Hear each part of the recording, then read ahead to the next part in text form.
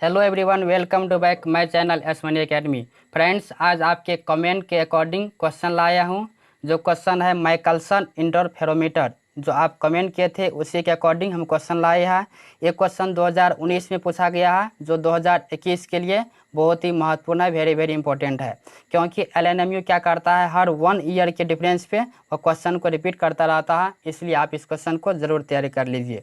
दोस्तों, यदि हमारे चैनल पर न्यू आए हैं तो हमारे चैनल को सब्सक्राइब कर लें, क्योंकि इस तरह का क्वेश्चन हम लाते रहते हैं। तो चलिए दोस्तों, आज के क्वेश्चन को शुरुआत करते हैं। दोस्तों, आज का टॉपिक है माइकलसन इंटरफेरोमीटर से एक क्वेश्चन लिया गया है, जो आप स्क्रीन पे देख रहे हैं। दोस्तों, बहुत ही कम समय में हम पूरा डेरिवेशन बताएंगे, तो इसलिए हम पहले लिख लिए हैं, उसको पूरा डिटेल में हम समझा देते हैं। क्योंकि ये 2-3 घंटा का टॉपिक बनता है, उसे बोर्ड पे समझाने में बहुत अधिक समय लग जाता है, तो आपको नोट्स के साथ पूरा हम समझा देते हैं, आप उतना कर सकते हैं। तो चलिए क्वेश्चन का शुरुआत करते हैं। दोस्तों, क्वेश्चन लिखा हुआ है 2019 का 2 नंबर का है कि describe with NEET diagram the construction and working of Michelson interferometer, discuss the one of its application. मतलब माइकलसन इंटरफेरोमीटर का कंस्ट्रक्शन भी लिखना है, वर्किंग भी लिखना है, और नीट डायग्राम के साथ उसे एक्सप्लेन करना है। Discuss the one of its application, और इसकी एक एप्लीकेशन के बारे में भी डिस्कस करना है। तो पहले जानते हैं कि माइकलसन इंटरफेरोमीटर होता क्या है। तो यहाँ पर लिखा है कि Michelson interferometer is an optical instrument.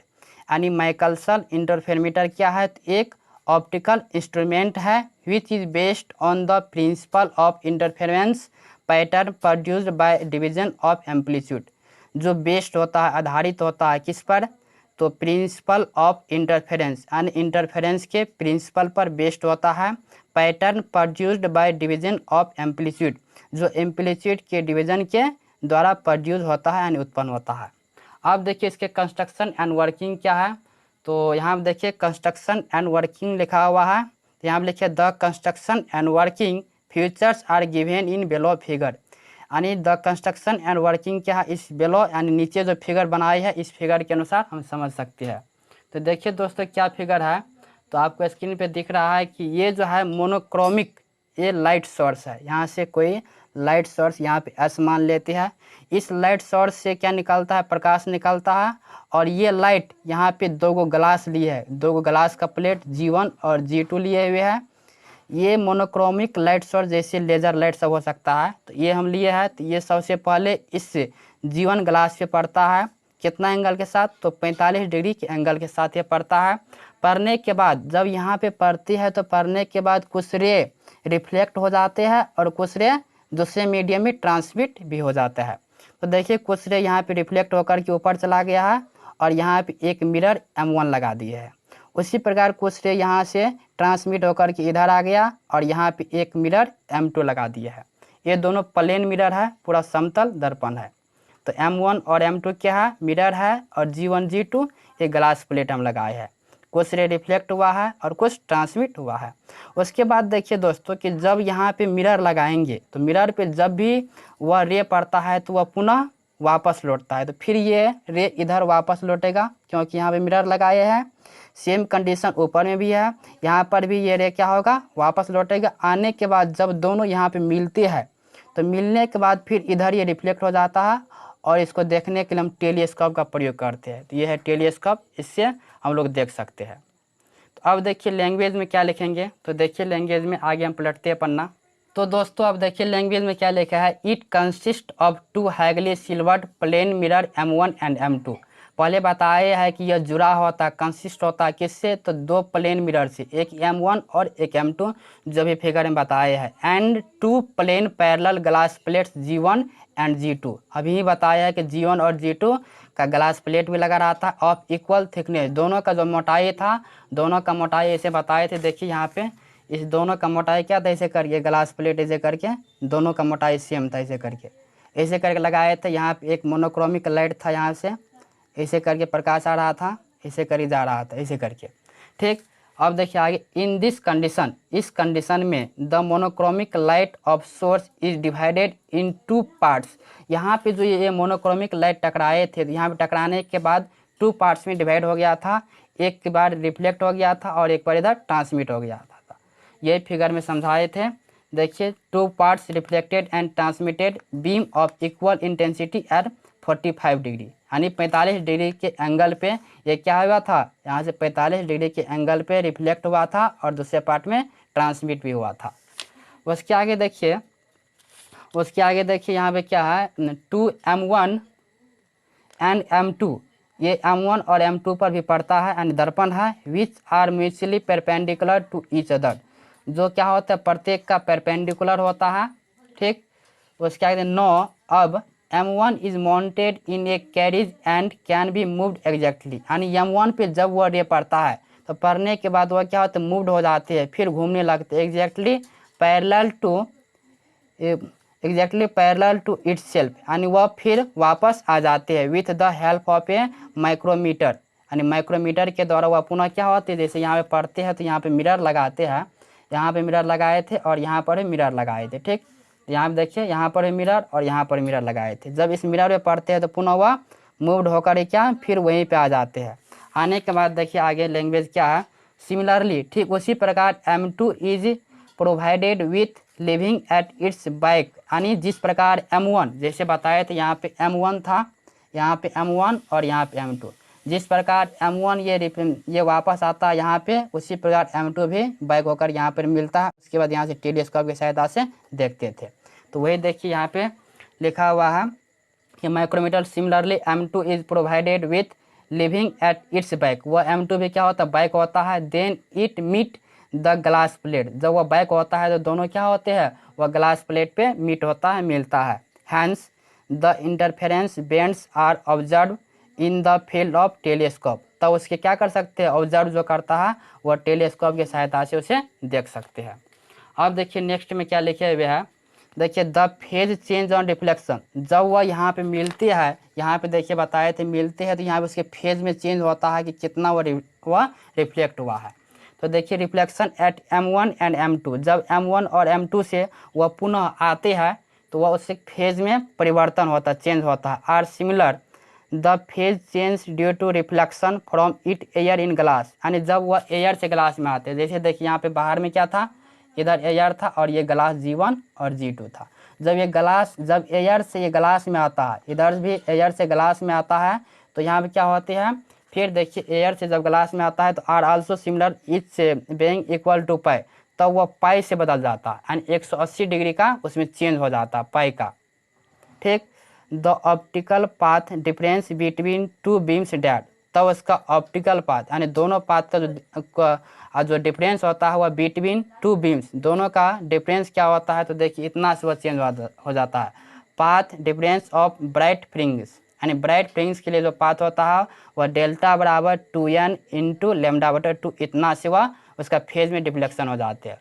उसी तरह डार्क के लिए भी होगा, जैसे यहाँ पे बताए थे ये ब्राइट के लिए अंदर में तो यानी डार्क होगा और बाहर में ब्राइट है चमकीला है, तो ब्राइट के लिए तो बता दिए कितना ब्राइट के लिए कितना फेज में परिवर्तन होगा, तो डेल्टा बराबर 2n इंटू लेमडा बटा 2। उसी तरह यहाँ पे डार्क यानी ग्लास में भी होगा। तो देखिए आगे पन्ना में पलटते हैं। तो अब देखिए दोस्तों पाथ डिफरेंस फॉर डार्क फ्रिंग्स, यानी डार्क फ्रिंग्स के लिए कितना चेंज होगा, तो डेल्टा बराबर 2n प्लस लेमडा बटा 2 इतना का वह चेंज हो जाता है। फिर यार ये डेल्टा क्या है, तो डेल्टा वेवलेंथ ऑफ लाइट्स है और एन क्या है, तो एन एक यानी पूर्ण संख्या है, 0 से प्रारंभ होना यानी 0 1 2 3 ऐसे करके होता है।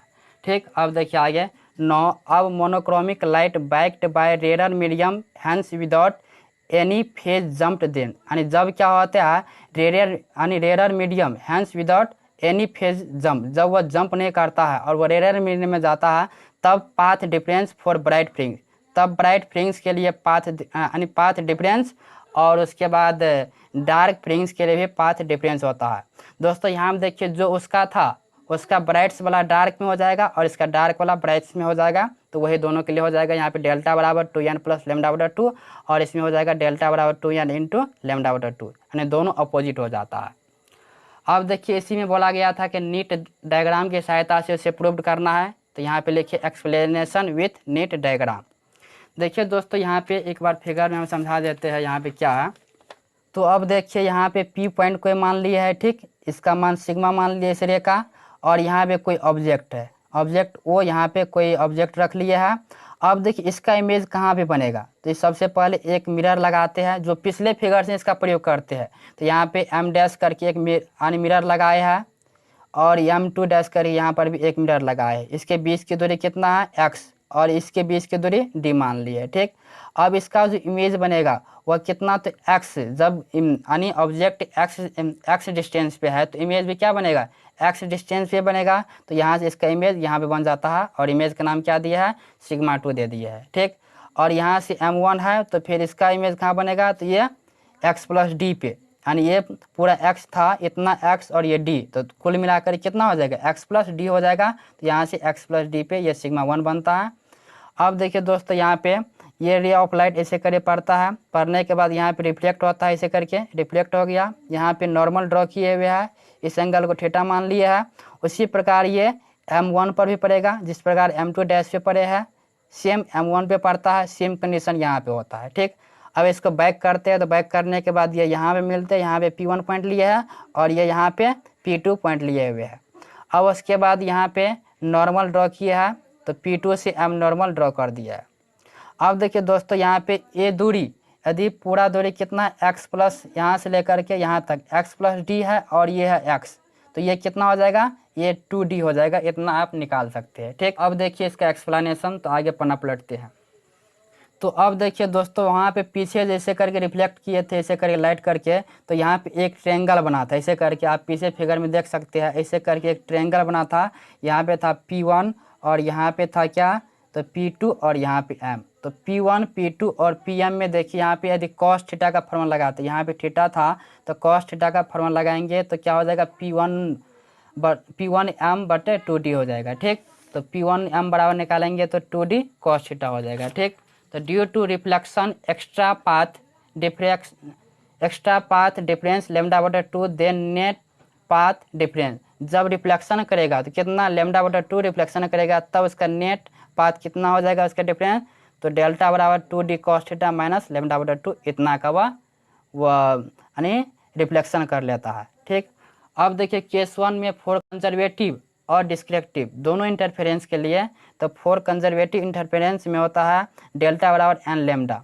तो डेल्टा का वैल्यू अभी निकाले यहाँ पे ऊपर में, तो इसका यहाँ पर रख दिया है बराबर में एन लेमडा। ठीक, तो यहाँ से 2D cos थीटा बराबर 2n प्लस 1 इंटू लेमडा बटे 2, इतना आप निकाल सकते हैं। क्योंकि वीडियो बहुत लंबा होता जा रहा है, हमें कम ही समय बताना है। अब देखिए केस सेकेंड में क्या होगा, तो केस सेकेंड में देखिए फॉर डिस्क्रिप्टिव इंटरफेरेंस, इसमें क्या हो जाता है, डेल्टा बराबर 2n माइनस 1 लेमडा बटे 2। तो डेल्टा का मान यहाँ पे ऊपर में निकाले थे, इसका मान दिया है, तो यहाँ पे 2D cos थीटा बराबर n लेमडा, इतना आप निकाल सकते हैं। नेक्स्ट देखिए, अब देखिए दोस्तों इसी में सर्कुलर फ्रिंग्स के लिए हमें यदि निकालना हो तो क्या होगा, तो सबसे पहले यहाँ क्या बना लिए है, एक सर्कुलर फ्रिंग्स बना लिए है। ठीक, और यहाँ पे टेलीस्कोप है। ठीक, अब इसका रेडियस ऑफ कर्वेचर क्या मान लिया है, रेडियस RN मान लिया है। ठीक, अब यहाँ से कोई रे ड्रॉ किया है और इसको मिलाया है और इसके बीच का एंगल थीटा n मान लिया है और इसके बीच का डिस्टेंस क्या मान लिया है, d मान लिया है। ठीक, तो देखिए रेडियस ऑफ सर्कुलर फ्रिंग्स का रेडियस क्या हो जाएगा, तो इन ट्रायंगल ABC ट्रायंगल में देखिए ट्रायंगल का मान यहाँ पर नाम रख लीजिए ABC। तो ABC ट्रायंगल में देखिए टेन थीटा का प्रयोग करेंगे, तो टेन थीटा यहाँ पे n है, तो टेन थीटा बराबर क्या हो जाएगा, लंब बटा आधार। तो लंब क्या है RN और आधार क्या है, तो D है, तो यहाँ पे बटे में D कर दिया है। तो यहाँ से RN बराबर निकालेंगे D टेन थीटा और थीटा n, इतना निकाल सकते हैं। 9, अब रेडियस ऑफ ब्राइट फ्रिंग्स के लिए रेडियस क्या होता है, तो 2D cos n बराबर 2n माइनस 1 इंटू लेमडा बटा 2, इतना हम पीछे किए थे। ठीक, तो यहाँ से cos थीटा n बराबर निकाल जाएगा कितना, 2n प्लस 1 इंटू लेमडा बटा 4D, इतना निकाल सकते हैं, क्योंकि 2 इधर जाएगा तो 4 बन जाएगा। ठीक, अब देखिए दोस्तों यहाँ पे टेन थीटा का एक फॉर्मूला जानते हैं, रूट में क्या होता है, सेक स्क्वायर थीटा माइनस 1 होता है। अब देखिए यहाँ पे सेक स्क्वायर थीटा है, लेकिन हमें cos थीटा का वैल्यू प्राप्त है, तो क्या करेंगे, cos का उल्टा क्या होता है, यानी cos थीटा बराबर क्या होता है, 1 बटा सेक थीटा होता है। तो इसका उल्टा करके यहाँ पे मान ये रख देंगे, तो मान रखने के बाद ये यहाँ पर आ जाएगा 4D है, तो ये कितना ऊपर चला जाएगा, उल्टा करेंगे तो 16D स्क्वायर हो जाएगा और माइनस में 1 इतना आ जाएगा। तो RN बराबर ये टर्म यहाँ से प्राप्त कर सकते हैं। नेक्स्ट देखिए, अब देखिए दोस्तों रेडियस ऑफ डार्क फ्रिंग्स के लिए रेडियस क्या हो जाएगा, तो ये फार्मूला जानते हैं, 2D cos थीटा n बराबर क्या होता है, n लेमडा, ये पीछे से करते आ रहे हैं। ठीक, तो cos थीटा n बराबर क्या निकल जाएगा, n लेमडा, ये 2 इधर आएगा बट्टे में आ जाएगा, तो फार्मूला क्या जानते हैं, टेन थीटा बराबर रूट में सेक स्क्वायर थीटा माइनस 1, ये जानते हैं। फिर यहाँ से कॉस थीटा का वैल्यू प्राप्त है, तो हमें सेक थीटा का निकालना है, तो क्या करेंगे, उल्टा करके वैल्यू कर देंगे, 2 ऊपर जाएगा, 4d² इतना टर्म आ जाएगा। ठीक, तो आर बराबर कितना निकल जाएगा, ये टर्म निकाल सकते हैं। अब देखिए दोस्तों, इसी में एक और क्वेश्चन था कि एप्लीकेशन ऑफ माइकलसन इंटरफेरेंस, यानी माइकलसन इंटरफेरेंस का एप्लीकेशन भी हमें लिखना था। कोई एक एप्लीकेशन लिखना था, तो यहाँ पे एक एप्लीकेशन हम लिख दिया है। ठीक, तो इसे समझिए। यहाँ पे लिखे determination of wavelength of monochromic light, यानी मोनोक्रोमिक लाइट का क्या ज्ञात करना, वेवलेंथ ज्ञात करना है। दोस्तों कभी कभी एक क्वेश्चन शॉर्ट में भी पूछ देता है, 5 नंबर में भी, तो ये भी ध्यान रखना। तो देखिए यहाँ पे समझते हैं, देखिए फिगर में यहाँ पे कोई सोर्स मान लिया। ठीक, यहाँ पे कोई सर्कुलर पाथ मान लिया है, और ये सोर्स ऐसे करके मान लिया है, ऊपर में मिरर लगा दिया है M1। ठीक, और ये सोर्स ऐसे करके जा रहे हैं, यहाँ पर भी मिरर लगा दिया M2, और यहाँ पे M1 लगा दिया है, और ये बीम स्पेल्टर है, ऐसे करके गुजर रहा है। तब इसका इमेज बनता है M2 का, यहाँ पे दिखाई देगा हमको M2 यहाँ पे इमेज बनता है।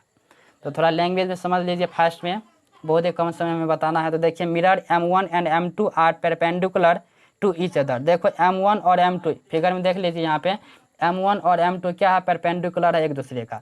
Therefore M1 and M2 are parallel to each other, इसीलिए M1 और M2 ये भी क्या होगा, पैरेलल होगा एक दूसरे का। तो सो फॉर द ब्राइट फ्रिंग्स का फार्मूला तो पीछे से जानते आ रहे हैं, क्या है, 2d cos θ बराबर n लैम्डा होता है। नेक्स्ट देखिए,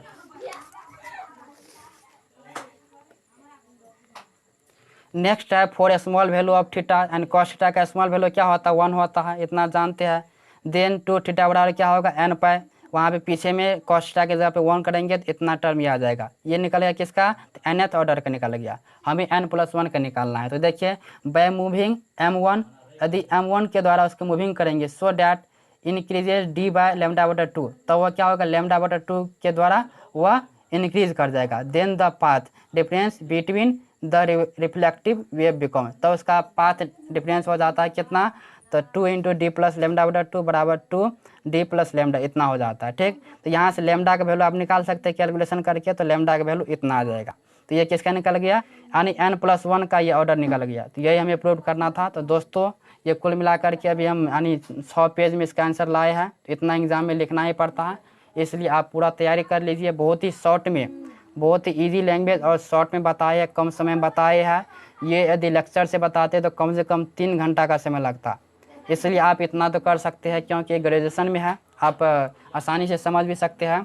तो दोस्तों यानी 100% गारंटी है कि ये 15 मार्च में फिक्स है, ये क्वेश्चन आएगा, इसलिए आप तैयारी कर लीजिए। दोस्तों यदि आप इसका PDF चाहते हैं तो यहाँ पे 2 व्हाट्सअप नंबर हम दे दिए हैं, इस व्हाट्सअप नंबर से आप कनेक्ट करके यानी आप इसका PDF प्राप्त कर सकते हैं। मिलते हैं नेक्स्ट वीडियो में। अब आपके पास कौन सा टॉपिक है, कमेंट कीजिए।